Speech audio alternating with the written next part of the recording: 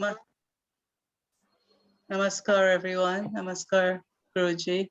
Um, I just want to, couple days ago, my husband and I were taking a morning walk, and we were walking down this path, and I saw something that looked like a snake. I was ready to turn around and bolt in the other direction. And then I looked again, and it was a stick. So at that time, I thought about this pravachan and I thought I'll share that. So it actually happens in real life.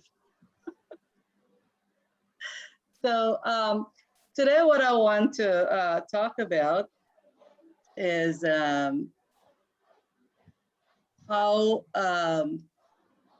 sometimes I see parallels between what I'm learning in the Gita and also my work from a psychological perspective. And I want to share, as I was reading, I was rereading chapter 2, and in the beginning of the chapter 2, it really hit me about a certain topic, and I'd like to share that. If I can get so in the beginning of chapter 2 of the Gita, as everybody knows, Arjuna ji was having a crisis consciousness, and he was ready to fight in the beginning. He was ready to fight. But then he told Krishna ji to 1 second here. I'm having a hard time. I'm ready to fight. I want to go out in the battlefield and see who I'm fighting against. And then he went out there and he saw who he was fighting against, and he fell into despair. He's like, oh my gosh, you're asking me to kill these people. And, he started thinking about the full consequence of what he's doing. And then he says, okay, I know it's my duty to do this, but you're asking me to commit such horrors, because this will create so much pain and suffering, not only for me, but for the world in general. So how can I do this? So at that point, he realized that he cannot go any further. He doesn't understand what to do. He is between a rock and a hard place. He either could do his duty and create all this suffering as he sees it, or not do anything. And he even contemplated that. He said, okay, he contemplated becoming a sannyasi and going off in the forest. But he quickly realized that that was not something that he could do. That does not fit for him. So he turned to Krishna, and he says, help me, make me understand. I come to you, in full faith. And Krishna accepted him. He says that I will be your guru. I am accepting you as my shish. And but that's a very difficult thing for a guru to accept somebody, right? It's a lot of responsibility and commitment for a guru. So in the Gita, it talks about the reasoning or why Krishna felt that Arjuna was ready to become his shish. And here's some things he talked about. He talked about, in order for him to be able to accept him, Krishna understood that Arjuna had a certain maturity in life. He had life experience. He grew up, he had several different major life experience. For example, he grew up as a petted and pampered son of a king. Then he became the nephew of a king.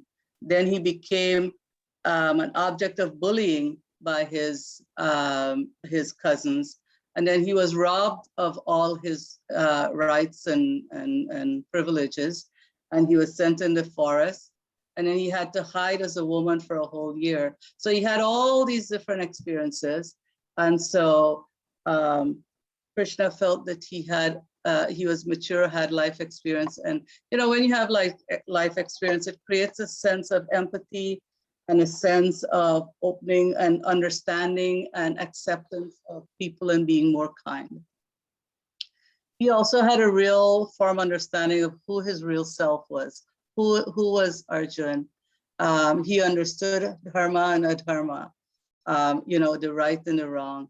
He had a certain degree of vairagya, and he also had a readiness to learn and understand at the deeper level, not from a preyas perspective, but from a shreyas perspective. And he was seeking, he had a desire to really have self-knowledge, all right? And he had an insurmountable problem, right? He did not understand, where do you go from there? From my understanding, I can't solve this problem. So he went and he surrendered himself to Krishna and had complete trust. And he says, wherever you want to teach me, however you want to teach me, whatever you want to teach me, I'm open and ready, right? So when I think about this and how, when Krishna was evaluating Arjun according to the Gita about being Ashish, I thought about how we have, you know, at a certain level, this is what psychology does for us, right? What psychology does for us is get us to understanding of our real self, our true self.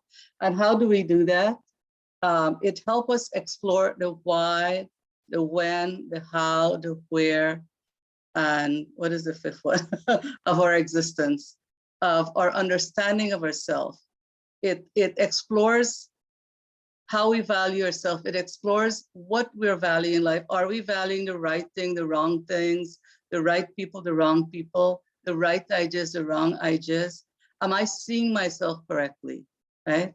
And also what psychology helps us do is strips ourselves of our fears, our ego, our emotions, our defenses that are in the way of us getting to our true self. So when I thought about when we're thinking about how Arjun was ready to accept the Gita and the knowledge of the Gita that Krishna was ready to give him, I think about how we as individuals, that self-exploration that we could do either by ourselves, or how psychology can help us to get to where we can, in order to get to that place where we can be open and available to hear the teaching and understand and incorporate the teaching of the Gita. And I think in the Gita it talks about the Atma Vikara, that idea of being able to understand yourself and what you need to do, that exploration, and that ability to look beyond what is just acceptable on a day-to-day basis. So I thought that, I felt that, you know, that was an interesting parallel that I saw there. And then it also made me think about, you know, with psychology, what we do is just a part of it, right? We just take people to a certain level. And then only the Hindus, only us, Sanatan Dharmas, have the opportunity to go beyond by getting the knowledge of the Gita, to be able to go beyond what we do here in the Western world. And for me, that was very instructive, because I also think about, you know, the Bhagavad Gita. It's so ancient, but there's so much knowledge, and then I take so much pride in our ancestry, that these saints and sadhus were thousands of years ago, and they understood stuff from such a deep perspective that even, you know, now in psychology, we're only like a quarter of a way there. We have not, you know, so it just makes you really appreciate what we have, and the gift of our ancestry and our culture. And I just wanted to share that aspect of, because as I learn, and I get, and every time, you know, of course, Guruji, you said that every time you read the Gita, you get more knowledge. And it's interesting, years ago, once you came to my house and you gifted me with a book that I read. And the other day I found it and I want to show it to you. Do you remember this? By this person? Yes, I remember that. Yes. And so I'm reading it again. And Swami Dayananda Saraswati, him also, he's so deep in psychology and deep in human understanding. And so is our culture and our scriptures. I just want to share that part of it. So I thank you guys for listening, and I intend to continue and learn more and make more comparisons. Sure, sure. Yeah, thanks, Anjali. It's good for us to listen from you about the comparisons and contrasts between psychology and Vedanta. And you've studied, you've got a PhD in psychology, so so it's good to see those contrasts and see that psychology, of course, Vedanta can benefit from psychology. Psychology cannot improve what Vedanta says, but Vedanta cannot be understood without understanding psychology. Okay, so basic psychology we all need to understand for just normal living. We need to, good, some kind of happy living, if you want to say. Yeah. We need an appreciation of psychology. And so I'm happy you mentioned that this Atma Vicharaha stretches your thought process further beyond what psychology offers today. And Yes. that's good to see. And so good that you could join us and you could add your insights. If I don't know if anyone, this is a very, very good, very simple way of understanding and how we think and how we can change our way of thinking to benefit ourselves. Very simple. So I don't know if anybody, I can put it on the link here. I don't know where you got it from, Guruji. Where did you get this from?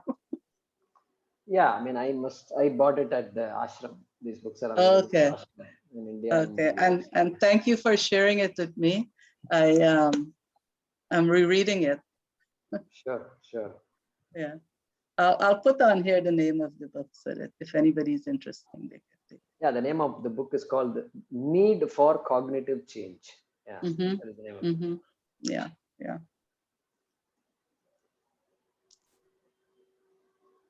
So Vijay ji, is anybody else going to talk?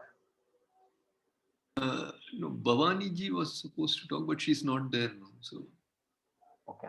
Yeah. Okay, so we will then conclude. What we can do is